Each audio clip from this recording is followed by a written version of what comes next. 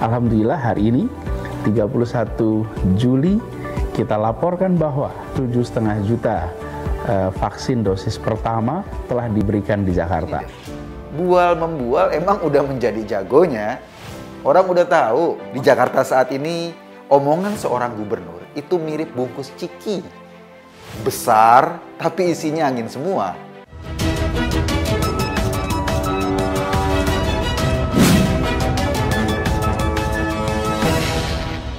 Artinya ini adalah kita lebih cepat 1 bulan dari target jadwal yang sudah ditetapkan. Namun PR belum selesai, Pak Gubernur. Yang dikejar itu juga bukan vaksin pertama tetapi vaksin kedua. Jadi vaksin kedua menjadi PR bersama dengan Bali dan Kepri. Tetapi dari segi jumlah, tantangan untuk menurunkan level itu berada di Jabodetabek.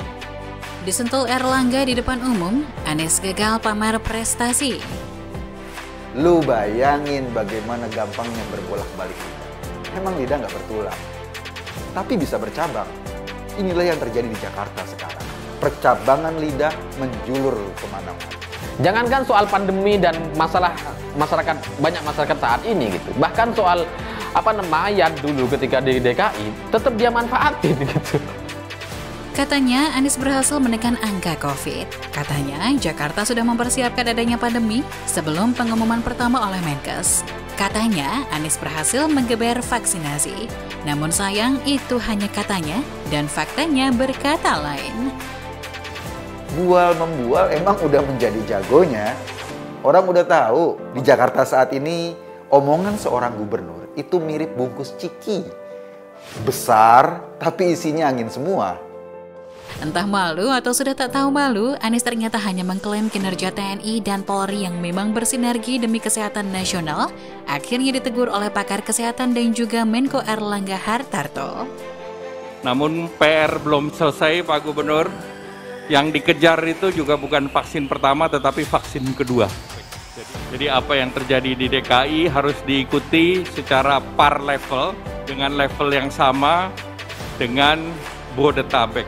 Ini seperti bejana berhubungan, ini seperti balon, ditekan di satu tempat, di tempat lain akan naik. Anies memang hebat dalam urusan menata kata. Satu lagi kehebatan Anies adalah mengklaim prestasi yang sebenarnya merupakan hasil kerja orang lain. Contohnya adalah soal vaksinasi. Kita tahu dari berbagai berita bahwa pihak yang banyak berperan menggeber vaksinasi adalah Polri, TNI, Kementerian, dan BUMN. Anies sendiri, entahlah, dia ada di mana dan ngapain aja. Saya ketawa gitu ya, sekali lagi saya bilang, karena kita itu baca berita tiap hari gitu. Ada puluhan atau ratusan berita yang kita baca dan kita tahu betul itu bukan kerjanya Anies. Tahu betul gitu, karena apa? Jakarta ini kayak apa ya? Kayak IO-nya aja gitu, IO. Jadi dia tuh menyediakan kendaraan, menyediakan tempat, menyediakan terop, itu aja gitu. Serius, penulis ingin sekali jika ada yang bisa mengajukan data konkret adanya kerja Anies di balik acara-acara vaksinasi COVID di Jakarta. Tidak hanya kehadiran lo ya, beneran kerja, ngatur-ngatur dari A sampai Z sehingga terselenggara kegiatan vaksin. Tidak sekedar datang ke kegiatan vaksin yang sudah digelar oleh pihak lain, lalu bertingkah seolah dia yang menyuruh dan menginisiasi kegiatan itu. Kalau ada buktinya bahwa Anies yang bekerja, penulis akan dengan sukarela mengakui kinerjanya. Fair aja lah. Nah, kegiatan vaksinasi di Jakarta memang digelar oleh berbagai pihak.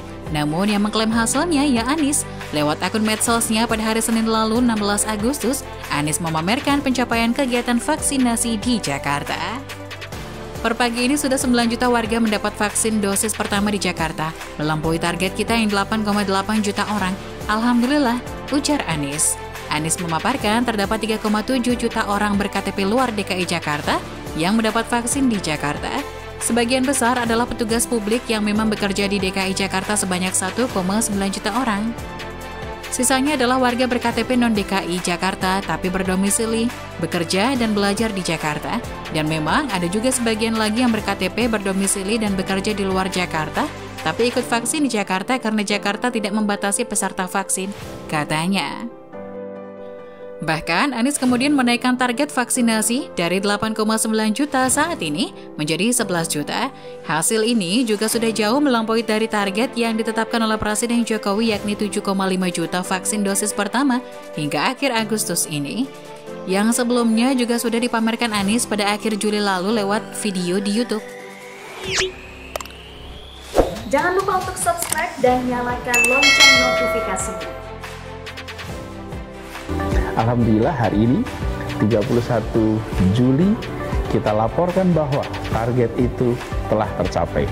7,5 juta vaksin dosis pertama dan 2,5 juta vaksin dosis kedua telah diberikan di Jakarta. Alhamdulillah, artinya ini adalah kita lebih cepat 1 bulan dari target jadwal yang sudah ditetapkan. Klaim keberhasilan oleh Anies ini bukannya disambut hangat oleh semua pihak. Justru para pakar kesehatan menyambutnya dengan negatif. Dilansir Bisnis.com, Kepala Departemen Epidemiologi Fakultas Kesehatan Masyarakat Universitas Indonesia, FKM UI, Triyunis Miko Wahyono mengaku heran dengan kurva COVID-19 di ibu kota yang belum juga menunjukkan pelandaian yang signifikan.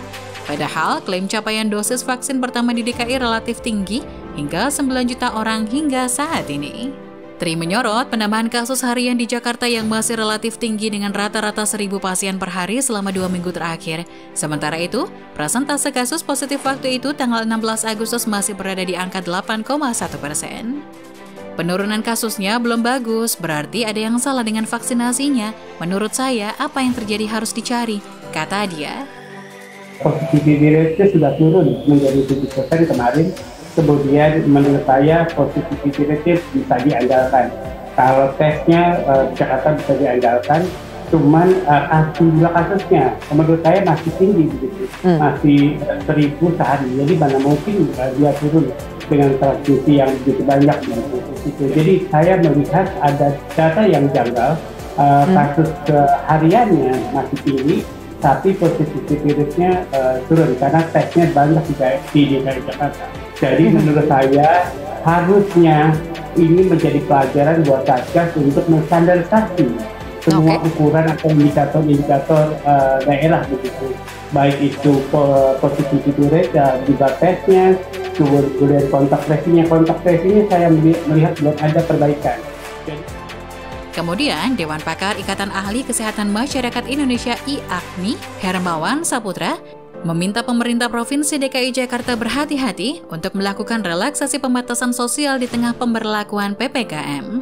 Agar Anies tidak terlalu terlena dengan klaim capaian vaksinasi itu, menurut Hermawan, efektivitas proteksi vaksin baru dapat diukur setelah setiap orang sudah mendapatkan vaksinasi sebanyak 2 dosis di tengah masyarakat.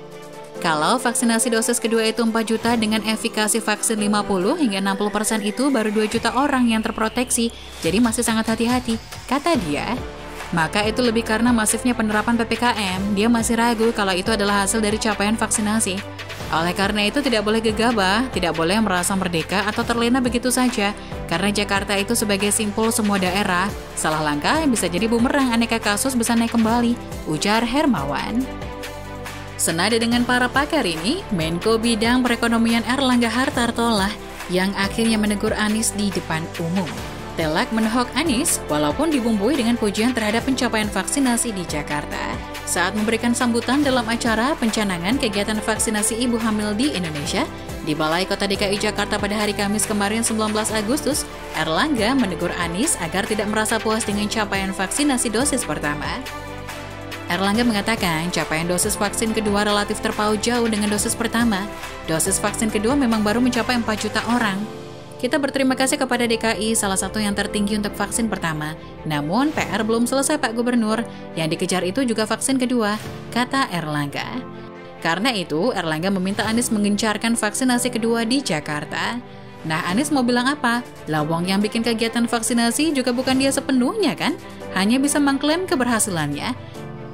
Jangankan soal pandemi dan masalah banyak masyarakat saat ini gitu. Bahkan soal mayat dulu ketika di DKI tetap dia manfaatin gitu.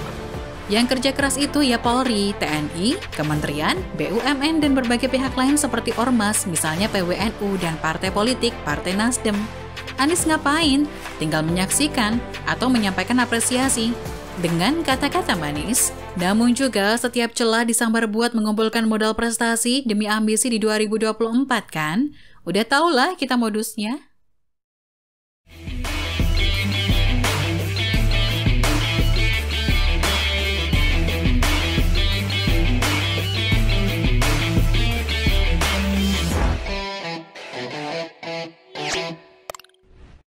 Jangan lupa untuk subscribe dan nyalakan lonceng notifikasinya.